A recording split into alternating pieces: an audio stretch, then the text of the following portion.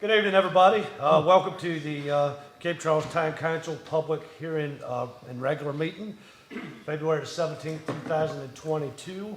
Can I get a roll call? Buckholz present. Holloway present. Bennett present. O'Brien present. Grossman present. Fulmer present. Let it be known that we've established a quorum. Can I get everyone to rise, remove their headgear for a moment of silence, and pledge allegiance?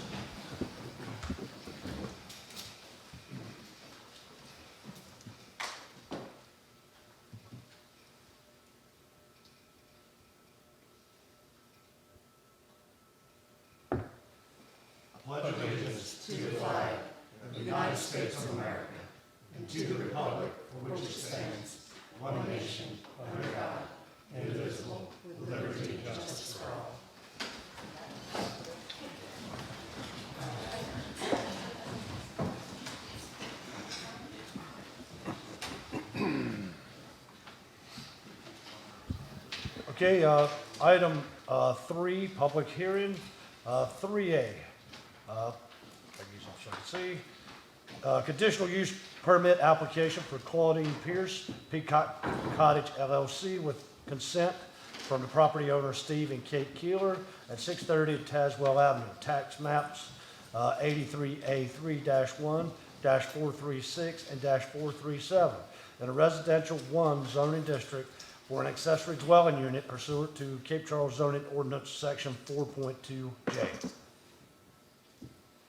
Okay, nobody has signed up to speak for the public comments. Okay, well, the second part of that, item B, was a conditional use permit application from Kathleen and Todd Glazer at 520 Randolph Avenue, tax map number 83A3-1-580 in a residential -1 zoning district for an accessory dwelling unit pursuant to the Cape Charles zoning ordinance section 4.2J. If we have no public comments, can I get a motion for council to close the public hearing? Second. No? Second. All in favor? Aye. Opposed? Okay, so with item 4, I would like to ask council to add an item and add an A in there. Chief Pruitt has a presentation to give that was just coming late.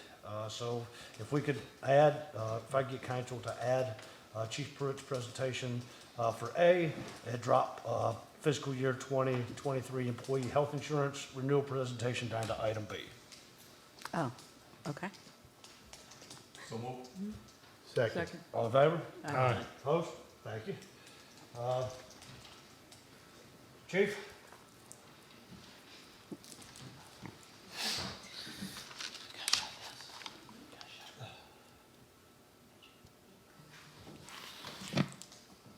All right. Good evening. This is special to me. What I'm doing here tonight, presenting Officer Tommy Lynch with, he got the MAD Award for DUI arrests in 2021, and the town also is going to present him with a plaque. I did evaluations in February last year, and in my comments I wrote to Tommy, or wrote referring to Tommy as I refer to Tommy as our accident guru. Tommy is a great asset to the town and our other officers. His knowledge when he works a crash is something to witness. Basically, is an accident that nothing shakes him. He knows everything about it. His DUI investigations are top of the line, and he just needs a little push to be a top contender in DUI enforcement. Obviously took that to heart. He got an award from MAD. They give these awards out. I'm sorry. This is October 21. I didn't know they do it 2 months before the year's over, but they do. But they still recognize it and mailed it to us. Come on up here. This is from State Farm. Sent you a little letter. Says congratulations on receiving this award. On behalf of State Farm, thank you for helping keep our roadways safe. Your work has helped reduce crashes and save lives. We appreciate your dedication to safety. Richard Matt Award for 2021. And then we did one for the town.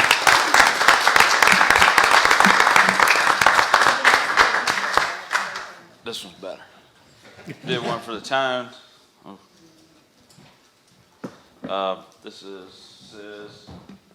Want you to see it too. Presented to Tommy Lynch in recognition for outstanding dedication, support, and service to the Cape Charles Attorney. The 2021 year with 24 DUI arrests in 2021. He is the top cop on the shore. Nobody had more DUIs than him on the Eastern Shore. Thank you. Thank you.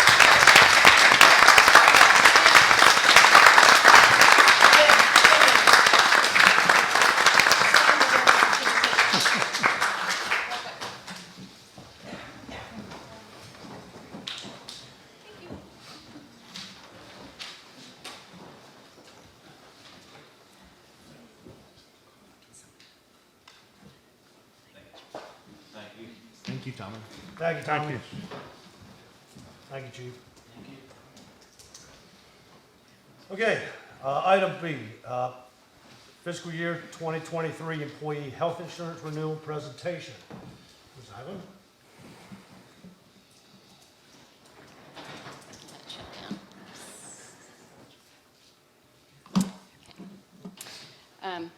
Hello, back for the seventh year in a row doing the health insurance and open enrollment presentation, which Put it on slideshow. it is on slideshow. No, you don't have it on, it's not on slideshow. You gotta click on it. It's the other button. It was showing earlier. Yeah. Click down, can you see?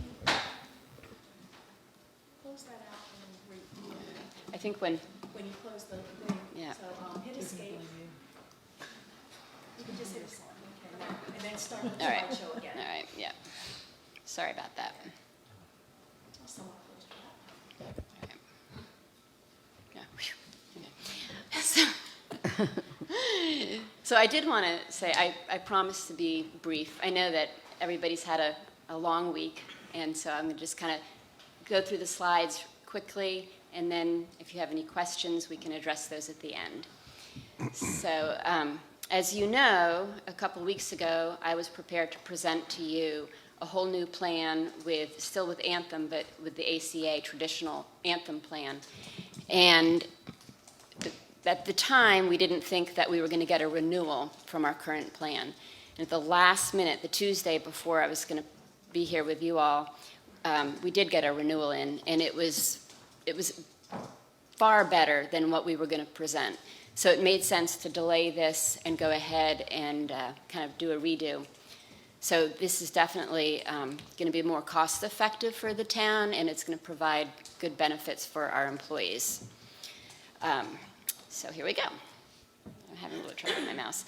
I wanted to talk a little bit about the history. I went back to 2018 just so you can see roughly what our annual actual cost is for the health insurance, for the medical insurance.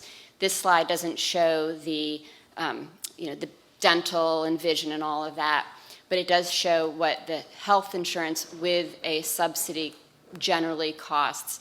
And you can see, we had this current year that we're in right now, as you know from last year, we had very, very good rates. We had a great plan year with very cost effective, but you can see roughly where it's been since 2018, kind of up and down in that range.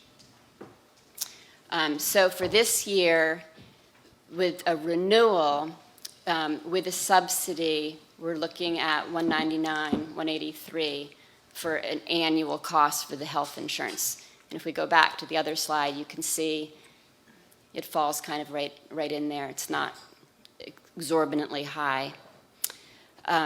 So as we do every year, we find a premium for each employee that we find to be an affordable employee premium monthly. And this year we came up with $595. the way we came up with that is it is actually the midpoint between the high-end plan, which is a $500 deductible, and the plan 2, which is $556 a month. So we came up with that, and that's what we would allow for each employee. I'll get to the subsidies in a later slide, but one of the things that we were trying to do was to be cost containing for our employees that have dependents, is to look at a 5 to 7% increase, but no more than that for them each pay period. Just a little more history, and I'm not going to talk about this too much, but there's two things that are kind of, I think, very important. One of the things is, we said when we were doing the employee handbook, our benefits and the way that we are able to really, I think, recruit top employees and maintain our staff and keep good employees is to have good benefits. And a lot of employees will tell you that they like working for the town because they have good benefits. It's really important. Being a public sector employer, it's hard for us to have the kind of salaries that compete with private sector, but our benefits, I think we have been very fortunate to offer very strong benefits for such a small town. The other thing is that we really do want to incent our employees to enroll their children because it really helps to lower the age demographic, and it does keep our rates low. And when we had that big drop in premiums last year, we had several employees, probably 3 or 4 employees, that decided to put their children on the plan because it was more affordable than if they were on their spouse's plan. And that really did help us a lot in maintaining lower premiums across the board. So just comparing the plan that we're in right now to the one that we're renewing, the 3 plans are exactly the same. If we renew, everybody can stay on the plan they're on, or at this time of year, they can go ahead and make a change. But just to look, in the purple is what we're on, and in the red is what we're moving to. So this current year, we were budgeting $549 for each employee, and then this year we're looking at budgeting $595. Again, the $595 came from the median between the high end and the middle plan. And then again, looking at last year to this year, side by side there, the annual Anthem cost that we're in right now is $159,476, and then for fiscal year 23 that we're getting ready to start, it'll be $196,206. The subsidy last year for the employees that had children, which is a little over a third of our employee population, was $10,800 total for the year for all employees. And this year, we've got it down to just under $3,000, and I will explain in the next slide how we're managing to do that and still be able to offer only a 5% to 7% increase. And as you can see, we did save a little bit of money coming up this year in our dental, vision, FSA, how we help out some Medicare employees. We saved a little bit of money there. We did decrease some of the offerings on that side just to help keep the costs low. So we had we're looking at about a 15% increase overall. So we've been self-funded now for 3 years. It's called level funding. It is not a traditional ACA plan. But fortunately, when I say self-funded, we're not responsible for everything. We have a stop loss, and then the insurance kicks in.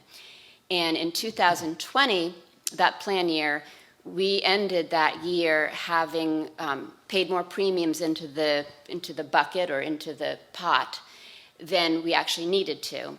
And as a result, we received a claims credit from, at the time, we were with Allied. And it takes a while for us to get that, but we did get that in November. And by law, we do have to use it for health insurance. A small part of it gets refunded to employees that have paid all those premiums for dependents. That's been done already. So we had $20,459 we were quite excited about that. So what my proposal and our proposal to you is that we take that, because we have to use it for health insurance, and we use it for the dependents. We use it to help do the subsidies.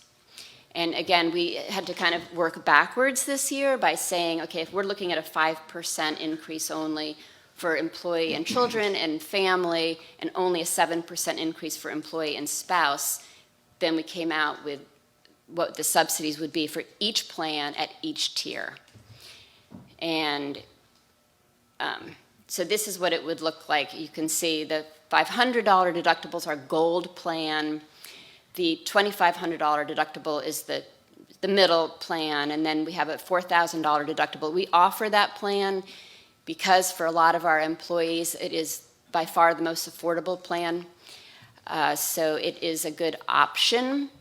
And you can see in blue, Cape Charles blue, that is what the town would be spending per month per employee. And then in black, that is the employee share per month.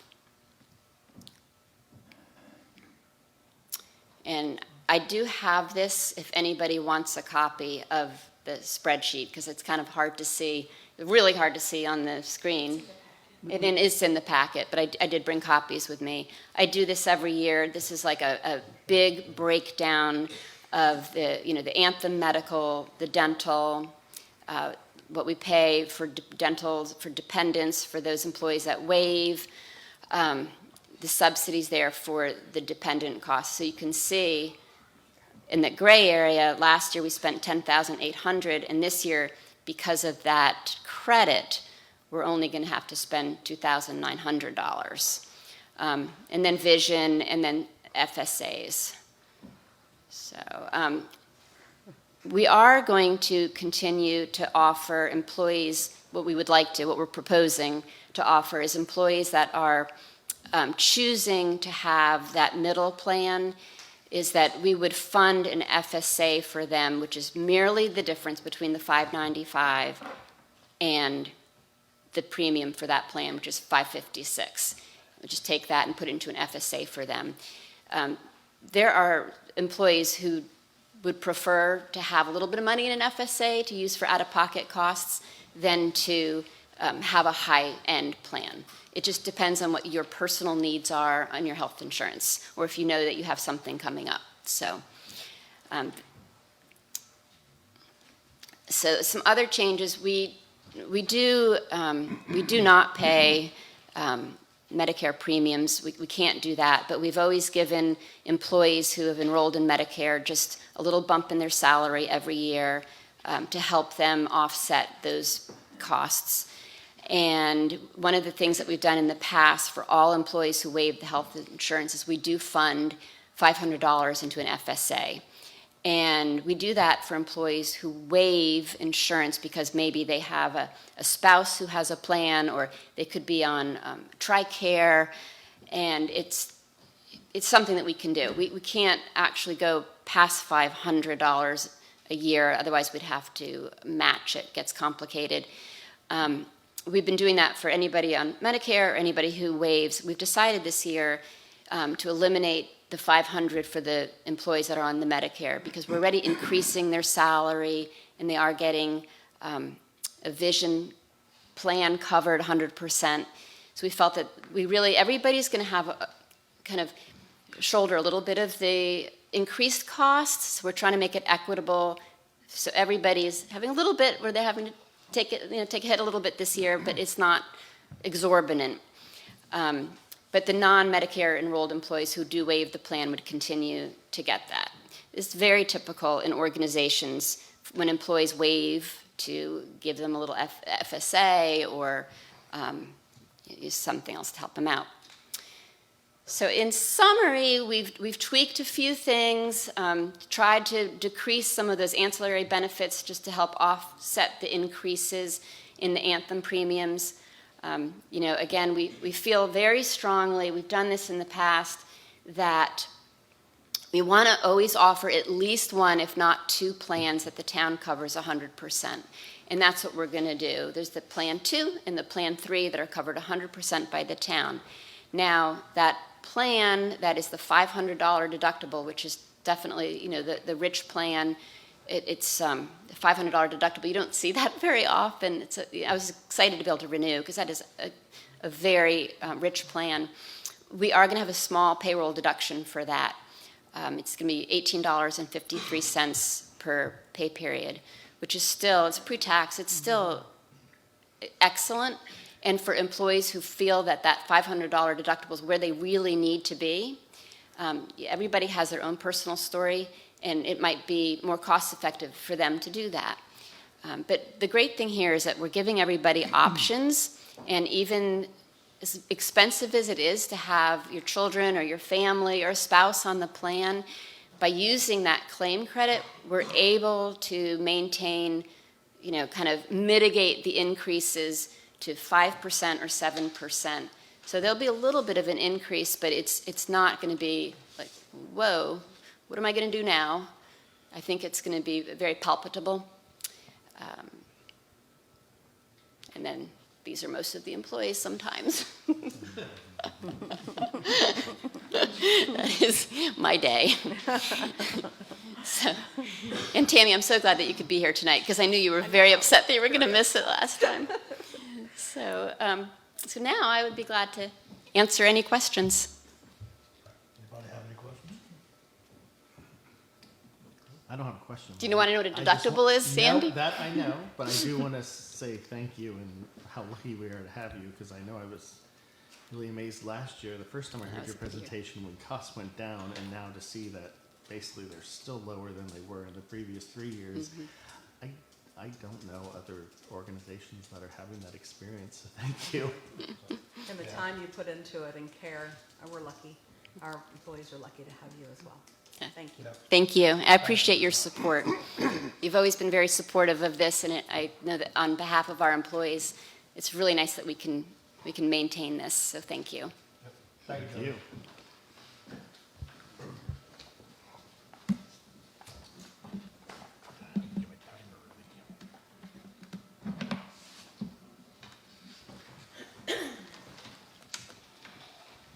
Okay, up next is public comments for items not subject to the advertised public hearing. So 3 minutes per speaker. Do we have anybody signed up for that? Nobody has signed up, but I have received a number of emails to be read into the record. Okay. Would you like a water? Would you like a water? Or two? Is this yours? Okay. Let's see. The first one is from Mark Pugh of Kookaburra LLC and Caicos Properties. It says, Dear Council, we have looked over the new parking proposal for Mason Avenue. One concern we have as to how it will affect people parking on Mason Avenue is what constitutes an SUV. The term SUV is rather vague and is currently nearly 50% of the light vehicle market. How will the term SUV be codified? What will the town consider an SUV? Is it a crossover, Honda CR-V, or a Chevrolet Suburban, or both? Where is the demarcation line? How would that be put into easily understood language? SUV is such a vague term in today's vehicle market, we can see it causing confusion and problems for enforcement. We have always lived by the adage, when you are dealing with the public, you're dealing with dynamite. This may create an unnecessary cause of frustration on both folks looking for parking and the officer that must enforce the code. We are sure they will deal with folks willing to argue and get angry over what is a car versus an SUV. There is no easy answer, but unless an SUV is clearly and easily defined, the outcome of enforcement, increased safety, and ease of parking may not be what we all wish for. This one is from Marianne Ream, Lemon Tree Gallery. After reading the angled parking proposal, I would like to express my concern. I just walked out of the Lemon Tree Gallery and looked both east and west. Within view were 16 vehicles, 15 SUVs, 2 trucks, and 1 compact car up and down Mason Avenue. I didn't do the math. Restricting the parking on Mason Avenue of the most popular car in all of America, the SUV, sounds like a nightmare that will be tense to enforce and unwelcoming to the tourists and visitors that we all depend on. This doesn't sound like a solution to me, though I appreciate your time in trying to solve the problem. David Kabler, Associate Broker of Blue Heron Realty. It says, Dear Town Council of Cape Charles, as a Cape Charles property owner and business person, I thank you for the opportunity to comment on the proposal to reverse the reverse Vdot parking scheme. Please tally my vote to drop this whole issue and keep the present parking as it is. Reverse angle parking has proved to me, a very frequent user, to be quite easily accomplished using my rear view mirrors and my backup camera. Also, as my doors then opened facing the curb, my small grandchildren more safely exit my vehicle. Further, it is easier and safer for me to load and unload my vehicle. Then, upon exiting the space, I am already facing traffic and can readily detect danger in front of my vehicle. The proposal to restrict from parking on North Side Mason Avenue, west of Peach, all types of trucks, SUVs, and vans and minivans will be a more burdensome enforcement nightmare than I think you can imagine. Have you ever noted how many of those types of vehicles are on the road here on the Eastern Shore? Not any one scheme is perfect, but what you have already is the best arrangement. You'll never get a true consensus on which way to go, but practicality, safety, and expense should rule the day.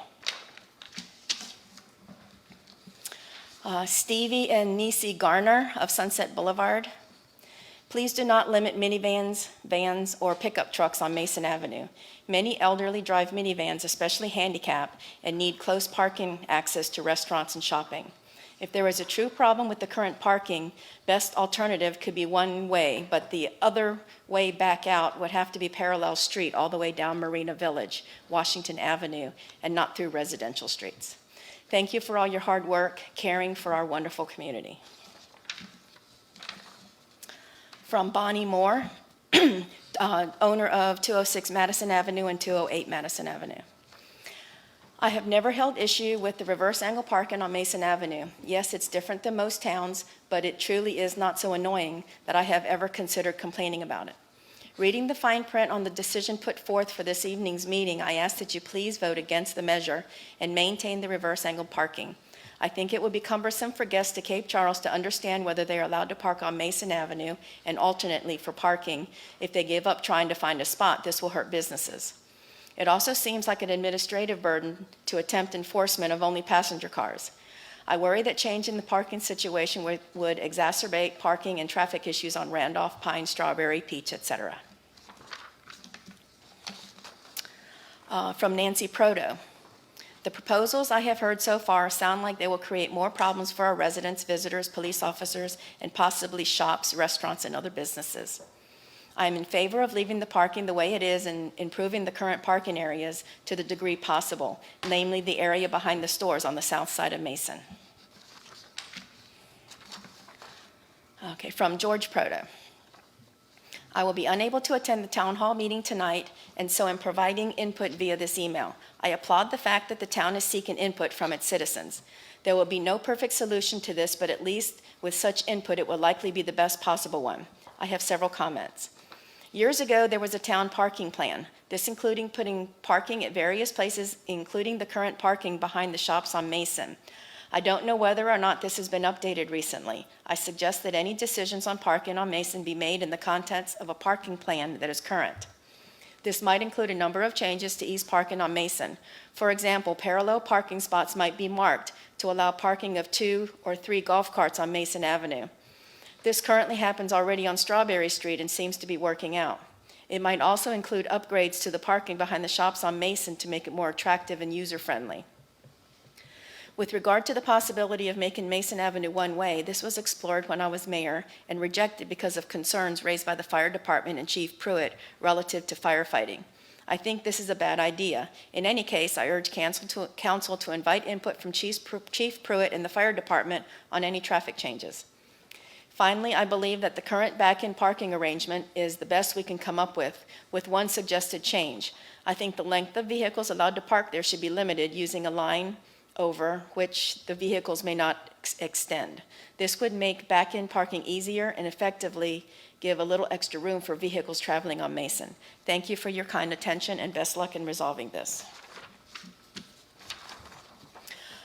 Clelia Shepard from Art Center says, Dear Council, as the business owner of the Lemon Tree Gallery on Mason Avenue and the co-director of Art Center that uses the Historic Palace Theater for programming, I am alarmed at the suggested elimination of certain vehicles on the north side of Mason Avenue. The lesser of two evils is the current reverse angle parking. How unfortunate. Parking in Cape Charles has always been difficult, and in particular, when there is an event at the gallery or in the theater. I encourage you to go back to the drawing board in your discussions with Vdot and possibly build a convenient parking lot that serves businesses and tourists. Okay, Matt and Maria Cochran, Mr. Hosey and council members.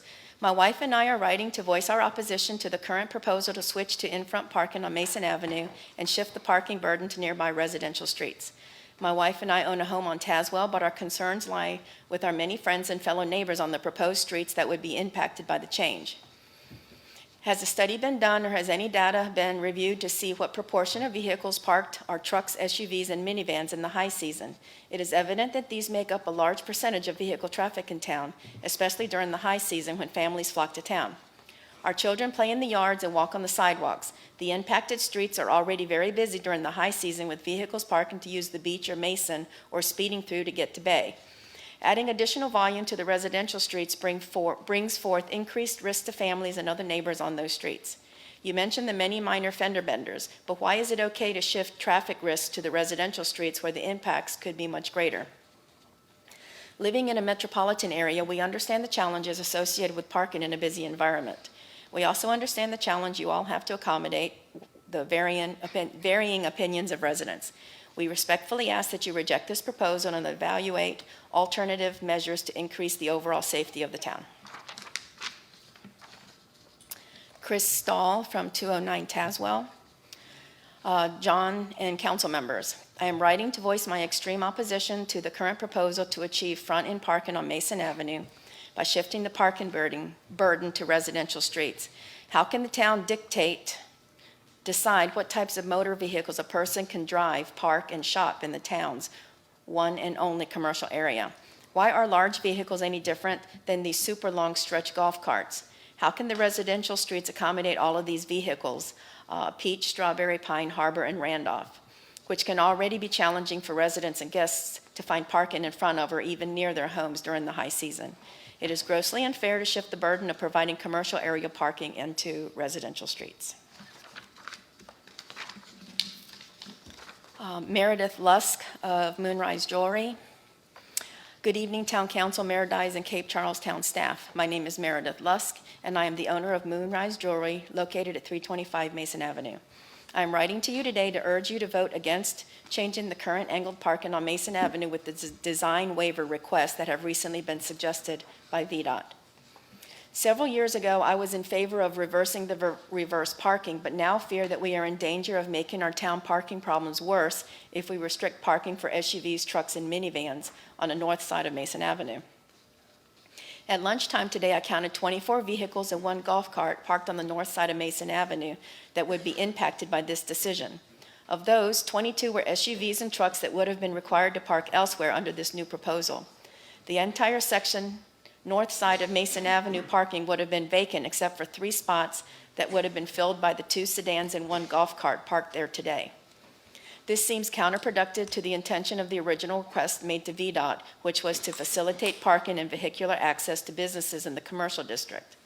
The impact of the proposed restrictions under consideration today would mean that the majority of my business patrons and staff would not be able to park in front of my business because they drive vehicles larger than a sedan. We already have a shortage of parking spaces available in this town without limiting which type of passenger vehicle can park in which spot. Signage implementation and enforcement for this proposal will also require significant town funds, which would be better invested in other projects to alleviate current growth challenges. For these reasons, I respectfully request that you do not submit a revised design waiver request to Vdot and leave the current parking on Mason Avenue as is. Thank you very much for considering my comments and for your efforts to enhance the town of Cape Charles. Karen and Rick Lowe, 101 Paswell. We feel that changing the parking situation on Mason Avenue will be so confusing to residents and guests. We should just leave it as it is because there will be the expense and the ugliness of a plethora of signs indicating no SUVs, no vans, et cetera, and the cost of policing this would be ridiculous. Gordon Campbell of At Altitude Gallery. It was just within the past 24 hours that the Cape Charles Main Street alerted businesses of the new design waiver proposal. To my knowledge, there has been no discussion regarding Mason Avenue parking between the town and stakeholders. I wish there was more communication with business owners that have had to live with this less than ideal parking. These comments are based only on the Cape Charles agenda, as I have not read the VDOT response to the original design waiver request. Has VDOT been asked to clarify their stance that they consider head-in angled parking more hazardous and provide evidence quantifying the additional hazard? Over the past few years, I have researched this issue and have not found any definitive evidence and studies that back-in parking is safer than head-in parking. There are many articles that outline benefits of head-in parking, such as better visibility, but these statements are never backed up with evidence. VDOT asked for no safety measures when the change was made from parallel parking to back-in parking, and the public should be aware of the actual additional hazard that would exist if back-in parking is replaced with head-in parking. The public, especially tourists and first-time visitors to the town, have had a very difficult time with back-in parking, and the enforcement drove away visitors. I had customers tell me they would never return to the town after receiving a parking ticket. This revised design waiver request will lead to even more problems and frustrated visitors to the town. Signage clutters up the main street, and the amount of signage that would be required to notify the parking requirements would lead to confusion. Any parking plan that requires a curbside instruction sign should be thrown out. VDOT describes a passenger car as a motor vehicle, except motorcycles, designed for carrying 10 passengers or less and used for the transportation of persons. From the agenda, I can conclude that non-commercial use pickup trucks, a type of passenger car, would not be prohibited from head-in parking. Only SUVs and minivans would be prohibited. Prohibiting certain types of passenger cars would lead to confusion and would be difficult to enforce. There are many varieties of SUVs and minivans, some of which are very small. I have attached an image of an SUV and minivan to illustrate this point. Again, I don't know how VDOT would expect this to be enforced without creating a lot of confusion and anger among residents and tourists. Forcing the prohibited vehicles to park on adjacent streets would increase congestion on those streets. For example, owners and tenants of the Wilsons building primarily park on Strawberry Street. This parking confusion would hurt the businesses along Mason Avenue. This is the first time I have heard the town acknowledge many minor fender benders from the back-in parking. Has the town compiled data on that? That data should be shared with VDOT to show that front-end parking is no more hazardous than front-end parking. I think one of them is supposed to be back-end parking. I am supportive of a reduction in speed limit to 15 miles per hour, as that is the average speed of traffic now. In summary, I do not favor the revised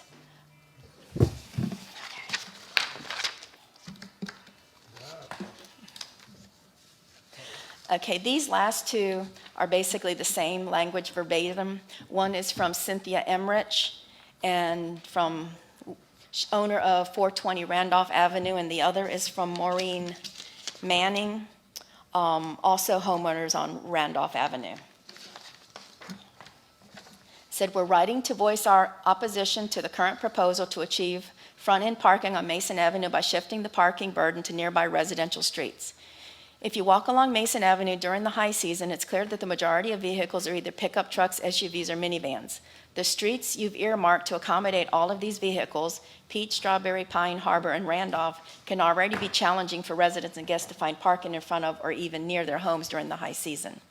It is grossly unfair to shift the burden of providing commercial area parking onto residential streets. In short, please do not approve a proposal that selectively, negatively puts the burden on a few streets to provide parking for the commercial area. The only way this proposal makes sense is to do the following to mitigate the burden on these residential streets. Expand the lots on Mason Avenue so they can accommodate all of the trucks, SUVs, and minivans that will no longer be able to park on the street. You might consider delaying the passage or at least implementation of this proposal to after the summer season so that the town has a better sense of the number of vehicles it will need to accommodate in these lots. Install signage on the streets that are likely to be impacted by this proposal to indicate that they're permitted only for the exclusive use of residents and their guests. Issue parking permits to homeowners on these streets so that the town can enforce residential parking restrictions. Thank you for your consideration, and take care. Thank you, Ms. Libby. Okay, item 6, the consent agenda. Approval of the consent agenda. It's approval of the agenda format, approval of the minutes, and approval of the December 31st, 2021 financial report. Can I get a motion to approve? Motion to approve. Second. Any discussion on the consent agenda? All in favor? Aye. Opposed? Item 7, unfinished business, none. Item 8, new business. A, conditional use permit accessory dwelling unit at 630 Paswell Avenue. Good evening, Ms. Nunez. Good evening.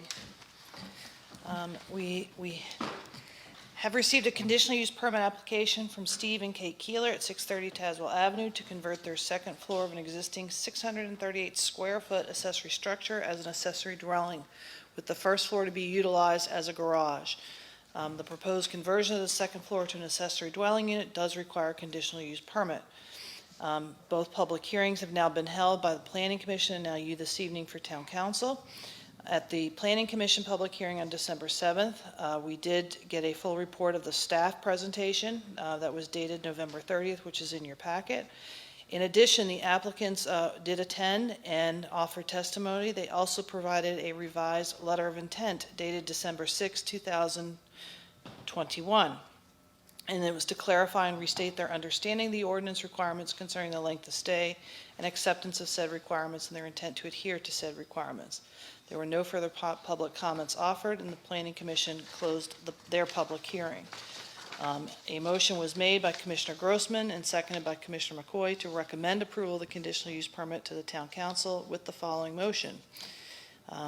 To recommend approval of a conditional use permit for an accessory dwelling unit at 630 Tazewell Avenue on an application filed by Steve and Kate Keeler and further amended by the revised letter of intent dated 12/6/2021 and pursuant to Cape Charles zoning ordinance section 4.2J, and the motion was approved unanimously. So we are hoping for favorable consideration from the Town Council this evening.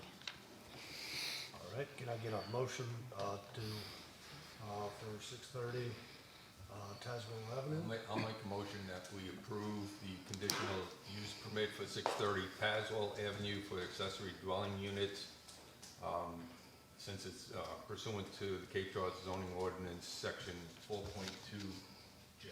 Second. Got a motion, got a second. Any discussion? All in favor? Aye.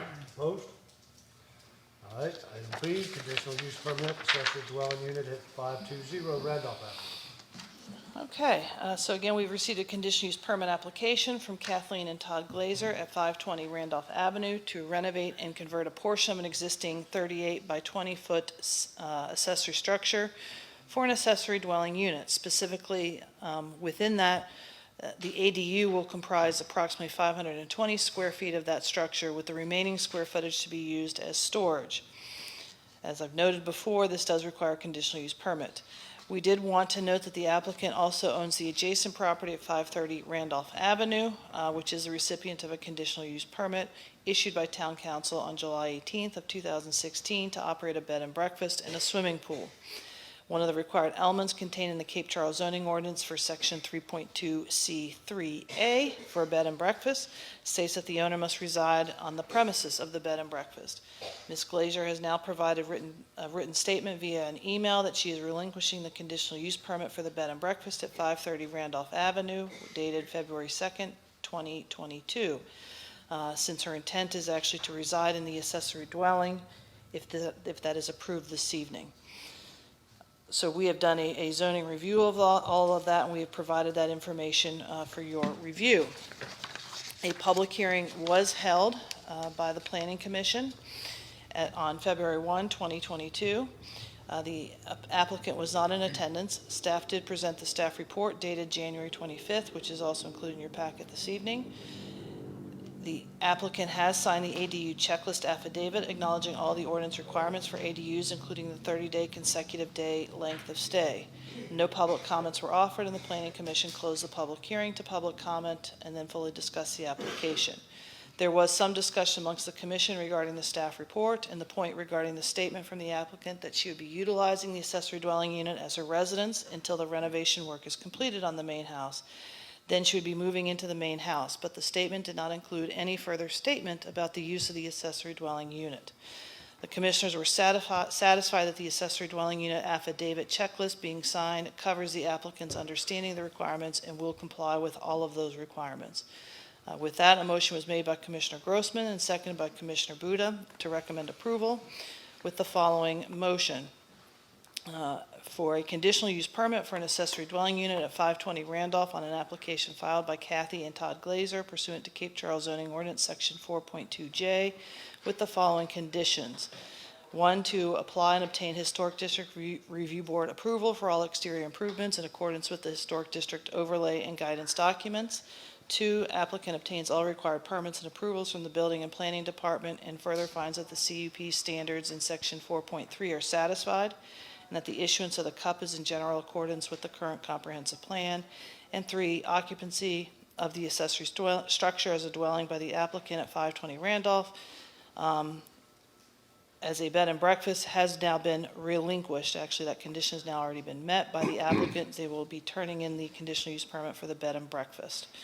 So we are seeking your favorable consideration of this application. All right, can I get a motion for 520 Randolph Avenue? I'll make the motion. Given the fact that the applicant is relinquishing the bed and breakfast, that condition, as expressed in the planning commission, has been met. So I'd make a motion that we accept the conditional use permit for accessory dwelling at 520 Randolph Avenue. That's in accordance with our ordinance section 4.2J. Second. Got a motion, got a second, any discussion? All in favor? Aye. Opposed? Okay. Item C. Pool stands. 2022, 2023 employee health insurance renewal. Mr. Mayor, I wouldn't even attempt to do a better job than what Jody did. So I think you have all the information. I think, again, I appreciate you recognizing the level of effort that she put into this. She certainly has done an awful lot of work on it, and I think she came up with a really good product, and we recommend approval. Well, staff recommends approval. Can I get a motion? So moved. Second. Any discussion? All in favor? Aye. Opposed? Okay. Item D, inshore breakwater repairs contract award. So I brought this up in my comments a few meetings ago. As it was previously reported last spring, we had what appears to be a large vessel impact with the recently installed breakwater. We have no witnesses of it, so there's no way of going after whoever might have done it. But the damage was we attempted to repair it with Public Works, but it was beyond their capacity to do a good job. And with continuing storms and sea conditions, it's getting worse. So we really feel the need to jump on this fairly soon. So we got a quote for it. It's beyond anything in the budget and beyond any wiggle room we have in the budget. So I had asked you previously whether you would entertain the possibility of funding this out of our ARPA funds. We have the first tranche in hand now that we'll be getting another tranche next year. We'll have a total of approximately $1 million there to spend on any number of things that we still need to discuss. And so I did not take lightly the idea of asking you for some of that without knowing what your other options would be for that money. But due to the severity of the damage and how it's getting worse, I'm reluctantly recommending that we use $121,000 of that ARPA money to fund this, and then we preserve the rest of it for a future discussion on how we would use the ARPA money. I do want to call to your attention that in the approved budget right now, last spring, when we thought Public Works was going to be able to conduct a repair, we did budget $36,000 to tackle this. It's clearly nowhere near enough. So what I'm requesting is that we fully fund this repair out from the ARPA money, and that $36,000 that was in the budget be reallocated to other repairs that have been recently brought to our attention from the recent engineering report of the harbor. We're working with the Yacht Center now to prioritize those repairs to determine what needs to happen first. We don't have that finalized yet. I'll let you know when we do. But so my recommendation is to award contract, funding it through ARPA and allowing me to repurpose the $36,000 that's currently in the budget to other maintenance needs. So, first off, I accept your reluctant recommendation and happily recommend that we make a motion to repair the breakwater for $121,380 to be funded from the ARPA grant.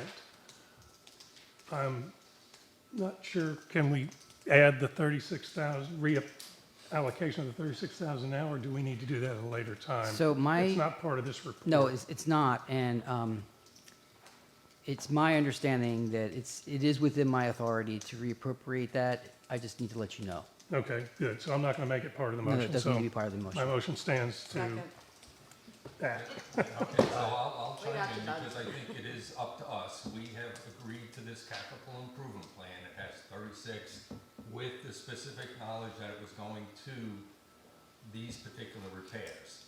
So I think it is incumbent upon us to make it as part of our motion to reallocate this to the harbor repairs, that it's gonna be coming under the consultant's report. Why don't we do as a separate motion? if We want? can do a separate motion, amend the motion, Well- or whatever, but I think. No, it's not Hold on, even part of the hold- report Wait a minute. or the I- recommendation. To change, so, listen, we've all been doing this for a good while. If you're gonna make an adjustment to the budget, or you're making an amendment to the budget on a line item or something, I've got to have the paperwork in front of me, because I've got to have one of these and turn it into a proclamation or an ordinance or something like that. I don't have that. Okay, so So- then my comment would be, then the ARPA funds should be minus the 36,000, and we should be using the 36,000 in our budget as designated for this repair. Well, that's not the motion. I know, but that's Okay. where I'm coming from. Okay. It's just, Okay, so, right I mean, now, this is the a capital discussion. plan needs to be adjusted. If it's And- going for, if the 36,000 is going for improvements within the harbor, No, it's not. It's for the particular purpose of repairing this damage. I say, but if it's still, if we've covered that, and it's still going for other things in the harbor, I have no problem.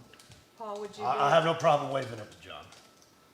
I was gonna say, under a separate motion, would you be either supportive of letting John make that decision, or that it come before a vote for the 36,000 to be moved? No, I think it's as simple as us just voting to reallocate it to the harbor funds. We're gonna require more funds, since the consultant's report is gonna demonstrate more funds are needed. But at least reallocate this 36 towards that, and then we have to deal with the balance. But the mayor said he wasn't comfortable with that because we don't have the paperwork. Well, okay, to do that's that. his opinion, and I don't agree. Well, I've done enough of budgeting around to know that I've gotta do a proclamation to move money around in the All budget. right, how about if So I it's- make, it's, let's just deal, throwing it out let's there. deal You with can the agree or first, not. let's deal with the first motion, and then I'll deal with the second one, and you can second it or not. It's simple as that. Why don't we get the clerk to clarify? We already seconded it, the first one, so we have a Why vote. don't we get the clerk to clarify that?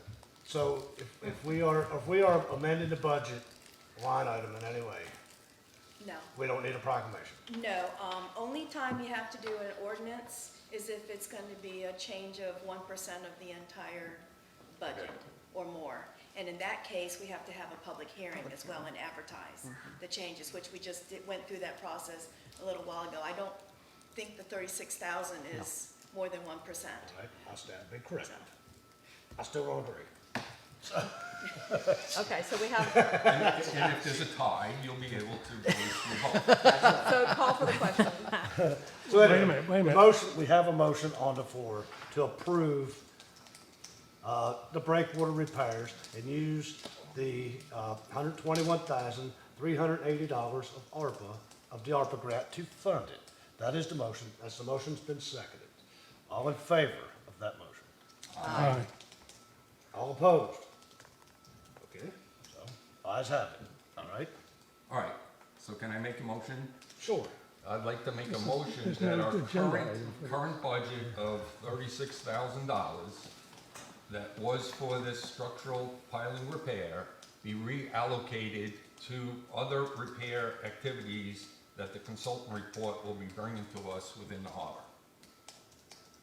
Okay, so this second motion is for the 36,000 for the consultant report to be brought to us, so we get to make the decision. Do I have a second? May I ask a question? Sure. In Libby's clarification and John's clarification, is that legal for us to do since it's not an agenda item? I just, before I second, I support it. Yeah. I just want to know if that's Okay. appropriate format. It's part of the, Yeah. what the original funding was for. so Well, but No, it's not an agenda item. item. I just want to make I sure. mean, for otherwise, we can clarification. just start making motions for anything we want. All right, to me, it is an agenda item. It isn't because an it's agenda. break- This break motion water. is not on the agenda. It is associated with the breakwater. Doesn't matter, repair. it's not on the agenda. Okay, then don't second it. It hasn't been yet. Okay, that's fine. The treasurer is watching the live feed, and she has sent a We message phoned a friend. saying that the funds are already appropriated, as are the ARPA funds are already appropriated, as are the 36,000, so no council vote is required. So there you have it. So if I could clarify, Councilman Grossman and I spoke this afternoon, and there is, I talked to the treasurer about this. There is no formal rules governing the manager's authority to move money around the budget, by tradition, by precedent. We never, the manager can never move money between funds. I can't move something from the general fund to the harbor fund or something like that. But moving money within and by practice, money that has been appropriated for capital projects stays with capital projects, generally speaking. Other than that, there is no formal limitation on the manager's authority to move money. So I don't technically need your approval to reassign that 36,000, especially if I'm going to use it for a like purpose, like maintenance repair. However, that does not prohibit you from putting additional requirements on me. So should you wish to have a greater say in something, that is certainly your prerogative. I don't. Okay. We'll talk next budget. We need to. I spoke when Councilman Grossman and I spoke about this before. I made the comment when I first became manager that I was rather appalled really, at the discretion the manager has. I did not have that discretion in my last manager job. So I agree. I think at budget time we should maybe think about putting some policies in place. Okay. So I have one more question. I thought we talked about it when you brought it up before, adding cameras so that if in that vicinity, are we talking about doing that? So if something like this happens again, we have some idea who made this very expensive damage and, Got away scot-free. yeah. So for insurance claims or something, I don't know where, I mean, I just thought we talked about checking into that. I have no idea where that could be. I'm not suggesting that it's easy, but. And I know we did talk about it. We haven't moved on that concept yet, but we could talk about that at the next budget cycle. I think that with this type of investment that we're having to put back in it so soon, I think that that's important for us to look at as a priority in doing that, if that's feasible. Okay. Item E, regulation of conveyances on sidewalks.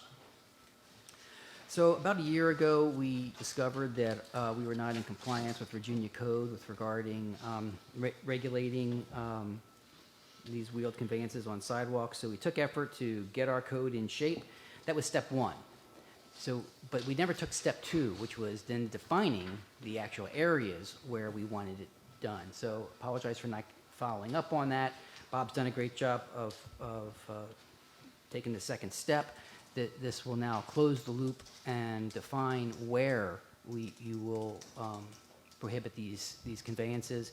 The the attached ordinance would prohibit this on Mason Avenue and Strawberry Street Plaza, and certainly seems reasonable, and staff would recommend you approve the attached ordinance.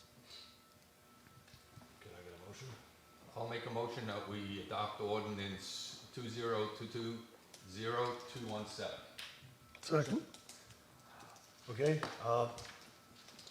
any discussion? Yeah, I think there is a word missing in the fourth paragraph when it outlines which devices are to be prohibited. It says operations of roller skates, skateboards, personal delivery devices, bicycles, motorized skateboards or scooters, motor-driven cycles, or electric-powered bicycles. It does not say scooters other than the electric-driven ones. So I think I would propose it say roller skates, skateboards, or scooters, adding those words, comma, personal delivery devices, bicycles, motorized skateboards, or scooters, because the non-motorized scooters are quite possibly the most frequent hazard. Right. I guess I need a So, motion so that would be, are you making a motion Yes, to I move amend? to amend the Thank you. wording. Thank you. Yes. I have to chime in. That is the exact wording in the Virginia Code. We cannot change, we cannot prohibit something that's not prohibited in the Virginia Code. And I would submit that I would interpret scooters as all scooters. But you can't prohibit something that's not prohibited in the Virginia Code. As long as we interpret that way in the Yeah, enforcement, I'm good. We just need I those can off see the sidewalk. reading it how it can be read both ways. That makes sense. Okay, any more discussion? What are the upright two-wheeler things? No, they have a different name. You can rent them in some. Segways? Segways. There was, last summer, there were a couple on the beach. People were riding them on the beach and down on Bay Avenue on the sidewalk. I mean, does this cover that sort of thing as well? I consider that scooter. Okay. A motor-driven something. If you look at the signage doesn't even say motorized whatsoever on it. It just says skateboards, Bicycle, scooter. riding, scooter riding, roller blading. Doesn't say anything about motorized.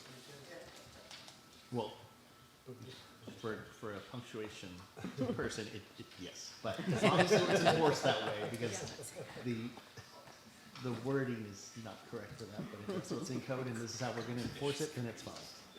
Hello, why don't you just have a sign saying you can only walk on the sidewalk, you can't do anything else? Sir, this is not a public comment. I know if you want to chat, but I'm sorry. This is our, he works for us.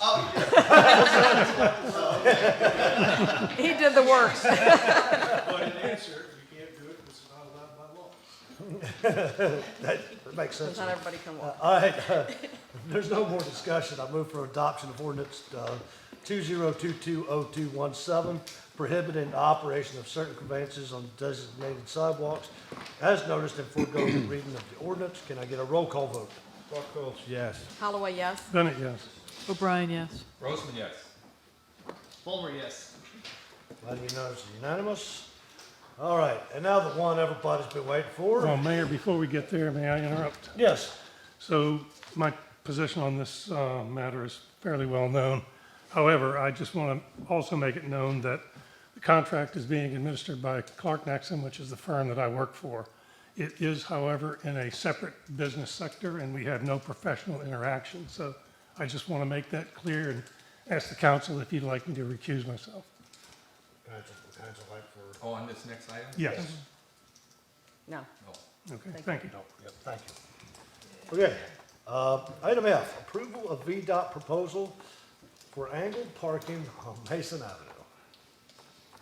I think we're all fairly familiar with this one, but for the benefit of the public,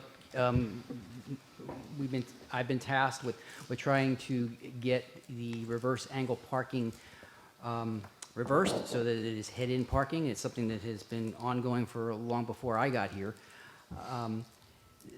The issue is with Vdot. Vdot's the one that required that in the first place. There's lots of design requirements that Vdot has to approve. We hired a consultant, as was just mentioned, to help us try to develop a design exception that Vdot would approve. Our initial effort at that failed, and they came back and said that no, the safety issues still need to be addressed. So we went back at it a second time, suggested 2 mitigating measures. One would be to lower the speed limit in that area, and 2 would be to limit pickup trucks to improve visibility. Vdot responded to our second proposal. They did not bite on the speed limit reduction, but they did think that reducing the vehicle length had some merit. However, they required that in addition to trucks, we had to also add SUVs and minivans. And that is the controversial part of this. As has been accurately commented from several people, it's very difficult to classify a mini SUV. And so even if you were to approve this, additional discussions with Vdot would be required to nail down a more objective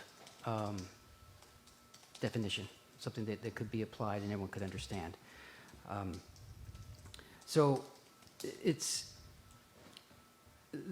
the staff recommendation, my recommendation is that while this does create a different situation, it does also improve visibility and therefore safety. Right now, with no limit on the size of vehicles that can park on the north side of Mason, they stick out into the drive lane, and visibility is very difficult. And if we could reduce the length on the north side, it would improve visibility. And we've heard a number of complaints the whole time I've been here anyway. And so therefore, we recommended approval. However, I work for you, so I'll turn it over to all of you to debate, and we'll do what you say. Okay, we've got a recommendation. Can I get a motion? I actually move that we delay the decision on this item tonight because of a couple of reasons, but I need a second before I can explain. All right, so we got a motion, we've got a second, we've got any discussion? I'd just like to start with, because in listening tonight, it just took me back to, we have some history on this that many people are unaware. We've been working on it for 4 years. And we have some folks that were residents and members of our planning committee. In 2017, Main Street did a survey of our residents, and I'd say 80% of the biggest concern was reverse parking on Mason Avenue. And it gave us, Main Street, kind of our marching orders for one of the first things to be done. We knew that anecdotally, but we did not have that in a survey format. So at that time, and I'm so glad that former Mayor Proto wrote in tonight, he charged us to form a committee that included the Planning Commission, business members, residents, town staff, and Main Street board members to do an extensive study of not just the reverse parking on Mason, but the alternate lot, handicap spaces, crosswalks, adding parking lines, parallel parking marked from Bay Avenue all the way on the south side of Mason all the way up. If you notice, there's really only a limited amount that are actually marked, so there's no specific. So we came up with a very good plan.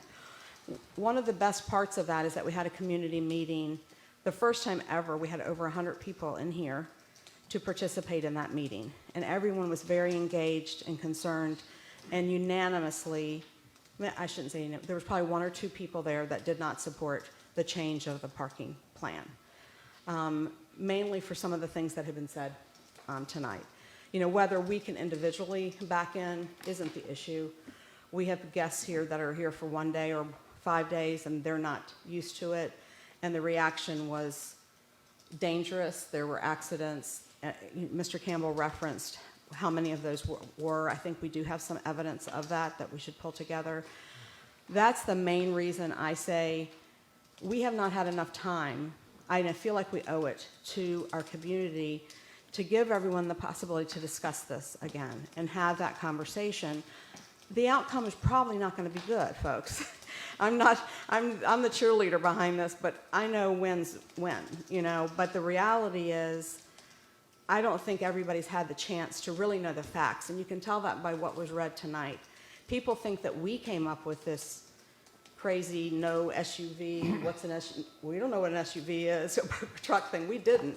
That was the only option that Vdot has allowed us.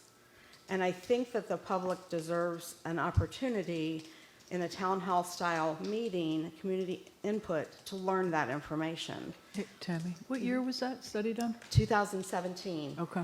And it took, I don't want to go down a really deep rabbit hole, but we got the information in ready right away, probably by 2018, because it was before I was on council, to move forward with Vdot. And unfortunately, we went through a lot of staffing changes in town hall, and that application through Vdot, through town, it was a mess.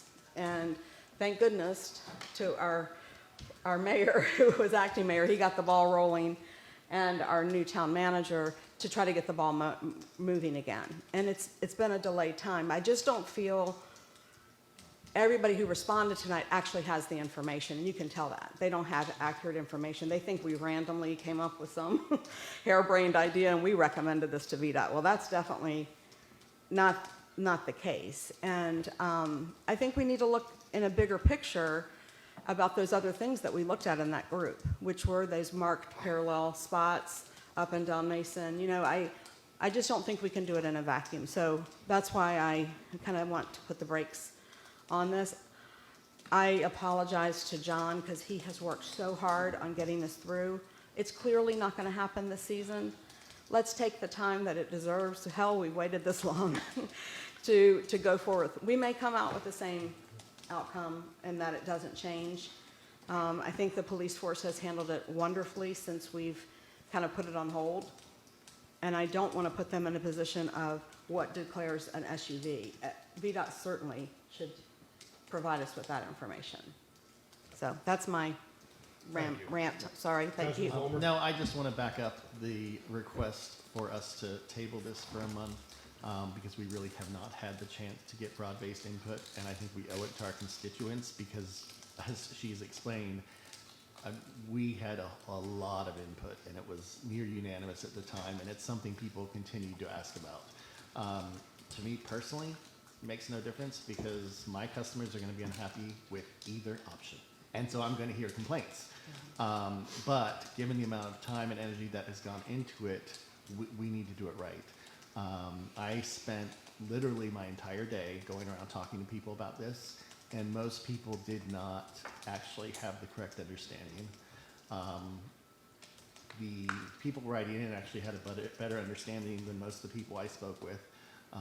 A lot of people thought, oh, well, let's definitely get rid of that reverse angle, but I don't want these restrictions. Well, that's not actually an option that's on the table. So I think, and Main Street has, that they might be an option for how we pull together a meeting. But I think, rather than anecdotally hearing from a dozen or so people, we need to make sure we really are representing the views of the broader, majority of our population, because they've been driving it all along, and I think it's irresponsible of us to just say, oh, sounds like it might be a problem. So, like I said, I'm fine either way it turns out, but I just don't think we can do it without more public input to find out what the people really want. That's our job.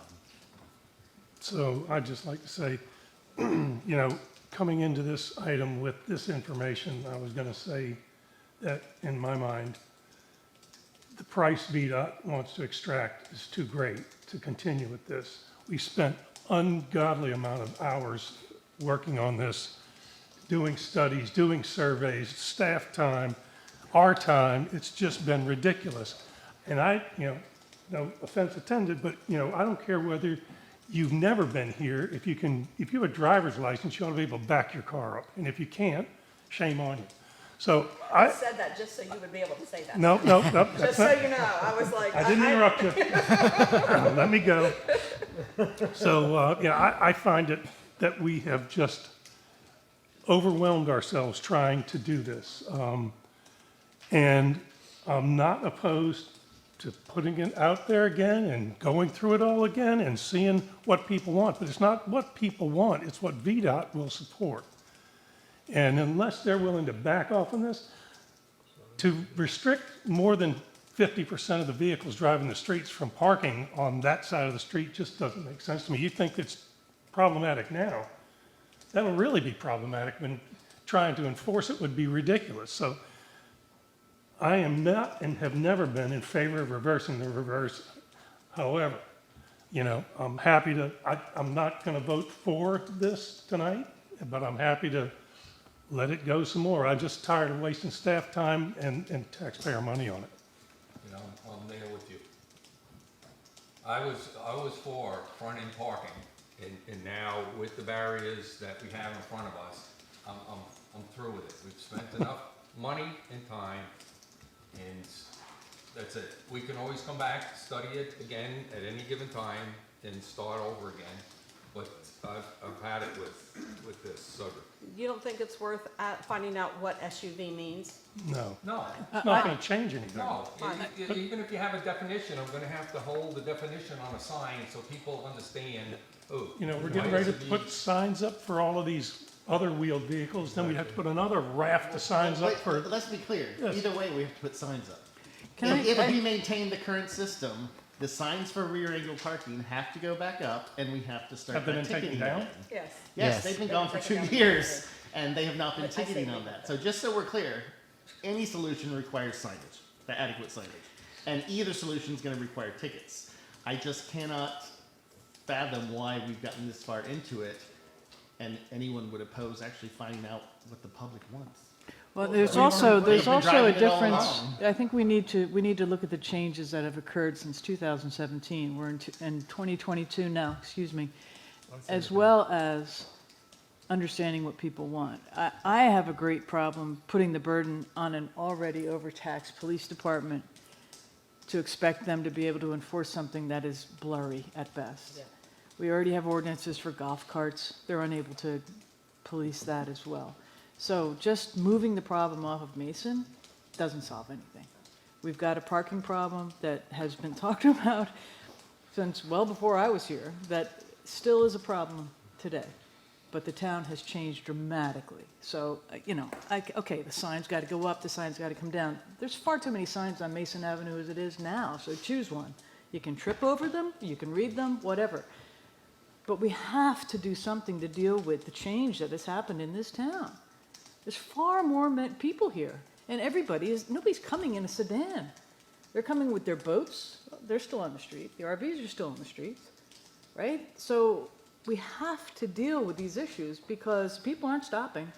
They're gonna be coming with larger vehicles, and it's like the Beverly Hillbillies. I'm surprised we don't see grandma riding in a rocking chair in the back of some of these cars. We have to do something. It's no wonder people are frustrated, because it doesn't appear that we are doing anything to help the situation. That's all I got. I definitely Just think to let you know, the, Grandma had it going on. She did, didn't she? She did. I definitely think Mayor Proto's comment about the parking plan needs to be brought back out. I think that's it. Yeah, we've got a parking lot that's basically parallel from Chase's Ice Cream to Brown Dog. It's used about. We have a parking lot right parallel with Mason Avenue that basically goes from Chase's Ice Cream all the way to Brown Dog, and it's used probably about 10 to 15%. We have parking.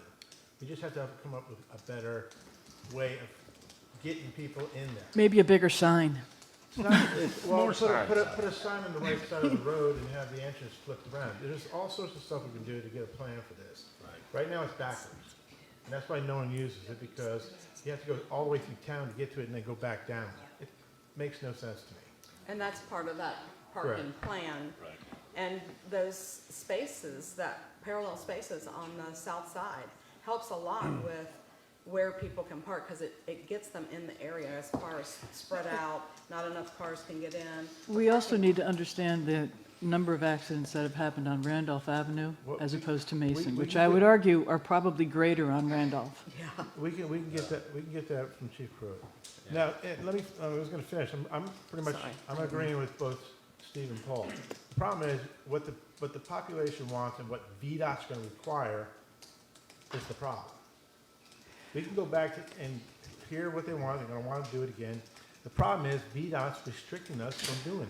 But VDOT has given us two options. It's worth finding out where people fall. We've heard that from some people, and it sounds to me from this discussion like, okay, there's no urgency on this in terms of what's in, one of the options is leaving in place what's currently in place. That is the status quo Yes. if we do nothing. So if we're going to have a discussion where we expand the issue on parking, and we've said this can't be done for this year if it were to go through, why are we in a hurry to shut down this one option rather than waiting and addressing the whole parking issue as was just raised? Because this is the third or fourth time VDOT's give us that one option. No. Every time, it No. is. We've Every never time we had send this- something in, we've they never send had something this back. option before us as But- decide between A and B. Did This is we- the first discussion. Did we invite that option from VDOT by saying, and prohibiting trucks of all kinds? Is that why they came back and said, I'll raise you an SUV and a minivan? I can't get in their Right, heads. so that's- I don't know why they, But that's why our consultant recommended, because that was one of the issues when it was decided at the first time, was the length of vehicle. That was one of the considerations. I mean, I certainly hope everybody else has gone to a place where compact cars only is the sign, and a compact car or vehicle parks there. I consider my SUV a crossover to be compact, because it's small. It's an SUV. That's an But- SUV. But I've never gotten a ticket in a compact area parking spot. What Andrew's, what Andrew's saying is, I don't think we think that we're gonna change it, but the time period of which we've had to share this with our constituents is far too short. They need, I think they deserve, after all we've been through, a clear understanding of what has happened and why, and truly what the choices are. That's it. All right, so for me, this time, exactly this time, it's February, 4 years ago, I started campaigning for mayor. One of the things I campaigned on, reverse the reverse. I went to the main streets. I wanted to do it. I've been full a part of it. I was to the Main Street meetings. I've been in this weeds, and I picked it back up from when I was acting time manager to this and that. But there comes a point in time that, I mean, literally, we've sent stuff, VDOT's come back. We've sent stuff, VDOT's come back. We've hired consultants. I'd like to know how much money we've spent on this. I don't even want to figure in staff time, but just the money alone with consultants and stuff. Sooner or later, We're gonna hire I mean, consultants. sooner or later, I mean, sometimes you win some, sometimes you lose some. And I feel like that no matter what we do, and I can tell you right now, I am dead against any type, I mean, that's discrimination for people that own bigger vehicles. It's flat out discrimination. And I know a bunch of you bunch up here is big on discrimination, but hey, you're discriminating me because I've got a bigger vehicle. And so, it's, yeah. As do I, but that doesn't negate the Yeah, fact that we it's only like one of us up here can actually park down on Mason Avenue. So can I ask the clerk to read the motion again, please? Let me go find it. After all that. But anyway, what I was saying is it's, Okay. I don't want to continue beating a dead horse. Staff has done a tremendous job of putting in a lot of time. I know John has, I know Bob has. And I do commend that, I do. And I wish we could do something better. I mean, realistically, and this is the truth, and you all can laugh at me now, but I stood up here in 2008 in front of council as the harbor master and said they ought to buy the Tabby property and turn it into municipal parking like they did in Ocean City. And everybody laughed at me and said, we don't need that parking. So here we are, 2022, gotta have a vision. We need parking, we're gonna need parking. And that little strip ain't gonna make the difference. We need more parking around that area somewhere. So, there, my 2 cents, really, something. Actually, it was Mr. pretty, Mayor, since you're having a roundtable discussion here, can I add 2 things Sure.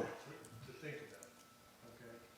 Okay. And thing number 1 is pretty obvious. VDOT does not want this to happen. Okay, that's obvious. Thing number two is that there are implications if you took their deal. We're severely short of ADA accessible parking spots now on Mason Avenue. We have two only. Vdot, based on the amount of parking there, requires at least 5. As part of phase 3 of the trail plan, we have to put 2 more on Mason Avenue. That gets close. If you prohibit classes of vehicles on the north side of Mason Avenue, the next shoe that's going to drop is then where are you going to park them and where are the ADA spots? We have no other ADA spots in town. You will be required to put them in. And that's a big bill to put them in. Thank you. Thank you, Bob. Okay, Libby, you want to reread that motion? Okay, it was pretty easy. It was just to move to delay the decision. Okay, so we got a motion to delay decision. We have a second. All in favor? Aye. All opposed? Nay. Nay. I'm opposed. Okay. I want to just make one comment. I don't think the parking plan subject should go by wayside. Handicap spots were in that plan, crosswalks and all of those other and parallel parking lines. I don't think we should let that go. Tonight wasn't about winning or losing. It was listening to what the results of the community want as well as what our required needs are. And those required needs are handicap parking spots on Mason, crosswalks. We have some significant issues with sidewalk height on the south side, and we're ignoring that work of that committee. Yes, it may need to be updated, but many of those things are true today, and they're just not being, we just aren't looking at them. It's a bunch of work that just sat aside, so. Yeah, And I anything would- else on your 5 minutes? I've got more on my 5 minutes. Well, go ahead. You started it. Okay. Well, hold You're- on a you're second. 2 minutes Wait, into wait, it. Mr. Mayor, we've made a motion, we've got to finish this one. Oh, right? it won. He No, voted to break the The tie. delay was taken off Oh. the table. Mhm. Now we've got to have a motion either to accept this or to reject it, right? Yep. And I'll make a motion that we stop the reverse. Second. Second, yeah. So we got a motion, we got a second. All in favor? Aye. All opposed? No. All right, 4-2.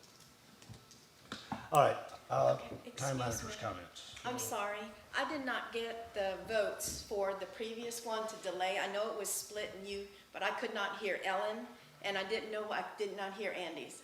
Andy was no. He was no? Ellen was yes on the Yes. first one. To Right, to delay? delay it, Okay, yeah. thank you.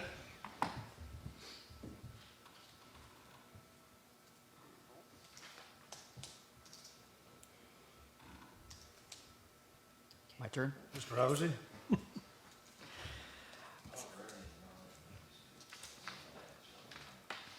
So I wanted to advise council that we lost a good employee. Debbie Caton has left us because she had a really great opportunity up in Nancock. And we've been advertising for her replacement, and we've selected a new bookkeeper. Her name's Michelle Walsh, and she'll be starting on February 28th. Also, wanted to give you a heads up. Let's hate to bring up Vdot again, but Jeez. It's too soon. still, I feel compelled to The let you. breakup just happened. It's too soon. I shouldn't say this publicly, but they got it in for us. Okay, it's not just this. I mean, it seems to be They'll be happy now. a number of things, but Trail 3, Phase 3 of the trail project. So we're still in hold. Okay, they're holding. We're doing everything that we're supposed to be doing, and we're waiting on them. We still haven't gotten clearance to go to bid. We're losing time. At this point, there's really no way we could go through the whole process and get it done before the season. So we made the request, could we delay construction until after Labor Day? The answer was no. So if this thing does get approved, if it does go to bid, and if the bids come in and we can afford it, and those are all really big ifs, we'll be doing construction during the peak of the season. So I'm not asking you to make a decision right now. I'm giving you a heads up that this is what we're facing, and you'll get to just choose whether or not we move forward on this. But And we've explained to them our Two new scenario. restaurants right I mean, they know that that would be, yeah, the issue is that this has taken so long. There's been so many delays, and the money has been out there for so long. They need to clear the books, and we made the request. It's gone up the chain and come down, and they said no. That they will not entertain delaying construction until after Labor Day. But are they delaying us right now? They are. Based on what? Bob will give you the technical reasons, but we're still waiting for them to approve the bid package so that we can put it on the street. Okay. And where exactly is this happening, the construction? This is Peach Street. Peach Street. So right there, right by Tim's? Peach Street and Mason. Two new restaurants. Yeah. Right there. So between there and Randolph, yeah. Stupid. It's the dumbest thing I've ever heard. So, sorry, don't shoot the messenger. Shit, you can buy a street sweeper for us. Also wanted to just let you know that on the ongoing small business assistance grant for that Main Street has been running for us, I did request and received a program extension on that, so we now have until March 31st to get all that tied up, so that was good. We also received formal approval from the department on all the conflict of interest issues that were perceived conflict of interest issues. They agreed they were just perceived, and we have exemptions on all of them now. The last thing I just wanted to, is kind of a scheduling point. As you know, we're in the midst of our town hall meetings on the potential utility sale. We have another one on Saturday. The next step in the process, after we've talked to the public, is for you to decide whether we will move on to the negotiation stage or not. I would like to suggest that we do that on March 3rd. I had that penciled in as a budget work session. We will not be ready to talk about budget. So what I would like to do is schedule a special meeting, because this needs to be a public discussion of whether we're going to move forward. You need to vote on whether we move forward. So that's why it's a special meeting. I would also then like to schedule an executive session. In the event you choose to move forward, then I would need an executive session to talk about negotiating strategies and what my negotiating authority is. So I would like to schedule a special meeting for March 3rd for you to decide whether or not we're going to move to the negotiation stage, and if so, then the following executive session. Okay. That's all, Mr. Mayor. Everybody go with that? Yep. Oh, yeah? That's all I have, sir. Sure. Don't give me a second chance. All right, Mr. Buckholz. I like to reiterate what Tammy said about not losing track of at least the other portions that we can deal with for parking, and the curbs and the sidewalks down Mason and the side streets. We need to come up with some sort of parking plan that utilizes the current parking lot we have that's underutilized. I think we really need to get that going sooner rather than later, because I think that's going to be a little easier to deal with than what we just went through. What was the 2017 or 18 parking plan ever brought and adopted by town council? I don't recall the one that former Mayor Proto's referring to, because it was before I was on council. I do know that what the planning committee came up with was a recommendation that went to the town manager, and Paul, I just don't remember. Yeah, because the way I see it, I thought we went to the planning commission. as a master plan, Yeah. agreed to us, and Yeah. folded into our capital plan. I thought it was presented to the planning commission for sure. I don't think. Well, it may have But been, I don't I'm know saying it about didn't the get next- to this stage yeah. and get into But our the bottom capital. line is the work has been done. It just should be relooked at and then go through the proper channels. All right, so I'm still going. And then I want to give a big shout out to both town staff and Main Street, Karen, for working their tail off for this COVID relief fund and getting extra money. I think we're the only one in the Commonwealth that surpassed what was asked to dole out. So it's a huge, huge thing for such a small town. We had 63 businesses, something like that received money. I think we're in the 80s. No, 80. 92. 80. Ooh, 90, and it's like 870 or 880. way off. Yeah, yeah, we originally targeted for 50. 50 was our target. Yeah. 50, and we hit 63, and so I was like, ew. So I'm way off. But anyway, big shout out to those guys, and John too. That's it. I had on my list tonight to tell you guys about some new businesses that are coming, and one of them is actually here with us. So AJ's on Peach Street that's going to enjoy this construction if that happens. Welcome. You guys are looking at March-ish? April? Okay.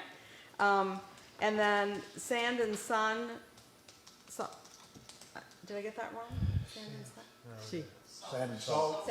Salt and sand. Salt. I'll remember now, Jimmy Buffett. Sand and Salt is the new Tim's place, and they are already doing takeout. They're doing great. Just peachy. And I didn't see that. Just Peachy is the new convenience store, which has been opened and running. Edible Picasso is going to be joining some great ladies on Strawberry Street. Drizzles has a new owner, and they're expanding what they're doing. One of our own council women is Live Local-ish on Strawberry Street as well. Eastern Shore Popcorn on Mason Avenue, and I'm sure I am forgetting something, but that's a lot that's coming about. And The yoga class. oh yeah, on the way. and I have it right here. Thank you. Asbury Collective that's doing yoga and some other local art and things there as well. And we have Cowlicks with us tonight. We never got to give them a shout out last year, but you're here in person, so I wanted to do that. Just excited to have all that synergy coming forth. So congratulations. Good. Yes. You only took 3 minutes. Come on now. You told me I already used 3 of mine. Yeah, I'm good, thanks. You sure? Yep. Mr. Brown?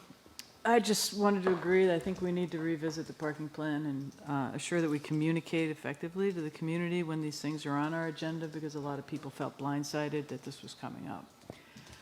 Also, I would like to discuss maybe honoring Ann Rutledge somehow formally from the town, as her retirement's coming up. The library board's talking about having some sort of party. Hopefully she's not watching right now as I said that. But so we would like to engage with council, potentially invite council members to attend, and maybe have some sort of accommodation from the city Can anybody hear and her? the town. Everybody hear all right? No one says speak up. How about now? Okay, so Ann Rutledge, the librarian for 19 years, I believe it's been, was the only librarian in Cape Charles, and so she's retiring. And I was asking that the town acknowledge that and honor her, some sort of accommodation from the town, and support the library board in doing that. Mr. Grossman? Okay, I had just one item, more on a county level, housing. Maybe you may have heard, but the Kip to Peak Inn is being sold. And one of the conditions is a zoning change. What the group is planning on doing is converting the inn into affordable apartments. So it's one of these conversions that they have done a number of other places.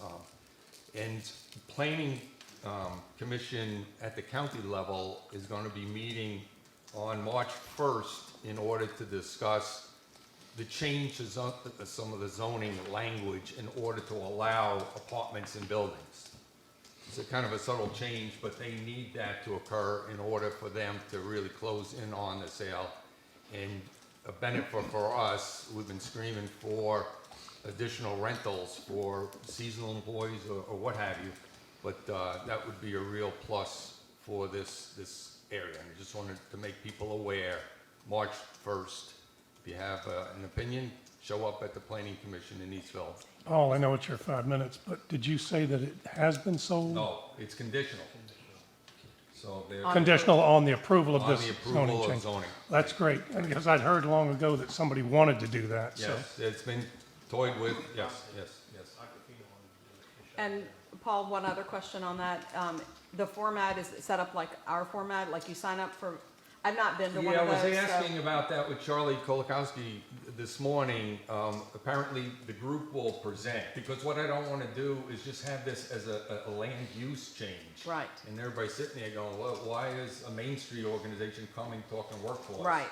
So the outfit is supposed to be making a presentation in addition to the Charlie Kolakowski prior to then public input. Okay, because we want to get, obviously, from a workforce standpoint from Main Street, we Right. want to rally people to get Correct. there, and I just want to make sure we're advising them correctly. That's all. I think my only issue would be, so now that council has decided to retain the rear angle parking, we need to clean up the mess on Mason. We need the signs back up. We need to have a communication plan so we don't just overnight start enforcing it again when people have gotten used to being able to pull front ways in, which is the most dangerous option under the current things. So we'll need a plan on how to roll that back out and give people warning and improve safety, at least in that regard. So just a quick comment on that. The reason the signs aren't there is because the merchants keep taking them down. So My understanding They was were town taken took down. them down when, before you got here, when then council, it wasn't me, opted to stop enforcing it after we decided to, when this process started, Yeah. to reverse the reverse. It is council's number, put it. yeah, since I've been here No, anyway. no, this is This before before. you. But I mean, Yeah, since no, I've but since I'm but since I've been here, when we've tried to put them up, the merchants take them down. I'm just telling you. Those rebels. All right. New by me. I always thought they took I have them. not seen, since they first went down, at least on my block, actually, I walk up and down Mason all day, if they've gone back up, they were removed within hours. Okay, my turn? See, I got 3 minutes from you and 2 minutes from you and 5 from you. I could talk all night. I don't have a lot. First of all, I wanna say, I do thank, our chief over here, not just, Officer Lynch, for receiving the award tonight, but all our officers. You know, every day, they're out there, and a lot of people don't realize a lot of stuff. When I first started coming here, there was a lot of theft, people breaking into stuff. That was back in the 80s. I mean, you go to your kitchen, they'd come in your house and walk out with your TV. That's how bad it was in Cape Charles. Our police department that don't happen. And it don't happen because of our police department's here. And they know they're never gonna get caught. And these guys, they're out here every day. We have, New York's finest, don't even have a finest what we have. We don't have crime, they do. So I'll put them up with anybody. With that being said, thank you, chief, appreciate it. We have, Saturday, at 2 p.m. It's another town hall meeting on the PPEA. And some more back and forth discussion. We really want everybody to try to get out, ask your questions. We're gonna be a little more formatted on this one to try to get everybody a chance than we were the last one. So we'll actually explain that Saturday once we start. February the 21st, town office is closed for President's Day. March the 3rd is now a town council special meeting and executive session at 6:30. And the important one, March 5th, Cape Charles Day. So Cape Charles was born March the 1st, 1886. So it's Cape Charles' birthday. If you haven't done so already, here we are, 7 of us here. We've all got sections. pick one of us to help clean up the time. Send us an email, and so we're gonna, from 10 until 12, I believe it is, we're gonna meet down at the pavilion on Bay Avenue. Public Works is gonna have gloves, we're gonna have all the supplies you need. We've got sections, we're gonna clean up, the community trail area, which encompasses, Washington Bay, and then Peach to Park, and then we're gonna do, the Main Street section, which is down by the business section. So we're gonna kind of circle the town on the outside and cross through the middle. And we're gonna meet at the park, us bunches, if you trust us, we're gonna actually cook lunch for you guys. And we've got a loaded goat playing, gonna play some music for a couple hours, and we're hoping it's gonna be like today, 70. I'm not doing the grill at 70, I only do it when it's 30. Okay, all right. But anyway, please sign up. Everybody should. It's our time. It's your time. It's everybody's in this room's time. Take pride in it. She's been around a long time, and we'd like for her to be around for a lot longer. March 17th is a regular town council meeting, an executive session. And March the 31st is a town council work session. I don't have anything else. I do thank you all for coming this evening. I thank staff for the preparation for tonight's meeting. And with that being said, can I get a motion to adjourn? So moved. Second. All in favor? Aye. Opposed? Thank you.